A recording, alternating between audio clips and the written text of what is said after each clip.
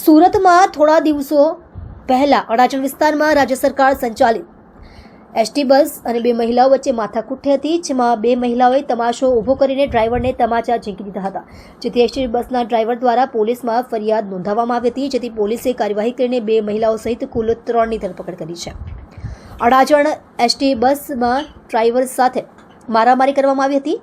મહિલાએ માથાકૂટ કરીને પોતાના મળતિયાને ફોન કરીને બોલાવ્યા હતા. જાહેરમાં બસ ડ્રાઈવરને માર મારનાર બે મહિલા સહિત એક યુવકને જેલના સળિયા ગણવાનો વારો આપ્યો છે, કારણ કે એસટી બસ ડ્રાઈવર દ્વારા પોલીસ ફરિયાદ નોંધાવી હતી.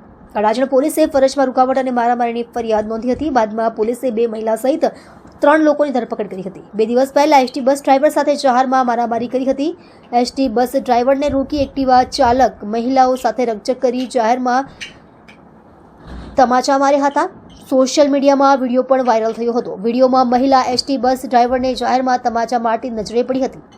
અડાજણ પોલીસે ડ્રાઈવરનો માર મારનાર મીનાક્ષીબેન ઉર્ફે મીનાબેન અનિલભાઈ કહાર, ચિતાલી અનિલભાઈ કહાર અને અક્ષય અનિલભાઈ કહારની ધરપકડ કરી છે.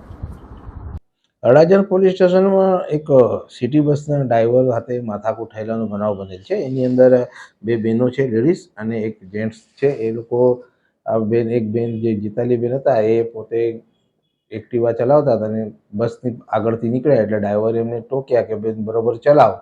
તો એ બેને ગાડી આગળ ઊભી રાખીને માથાકૂટ કરીને એના બેનને અને એના ભાઈને બી બોલાવી અને ત્યાં માથાકૂટ કરે એટલે ડ્રાઈવરને આ લોકો ઝઘડો કરીને ડ્રાઈવરને કંઈક તમાચો બી મારેલો છે. એ મુજબનો ગુનો બનેલો છે એટલે અડાજણ પોલીસ સ્ટેશન દાખલ કરે છે અને આરોપીને અટક કરવામાં આવે છે. કેટલા આરોપી પકડાયા છે? એમાં 3 આરોપી પકડાય છે, 2 બહેનો છે અને 1 પુરુષ છે.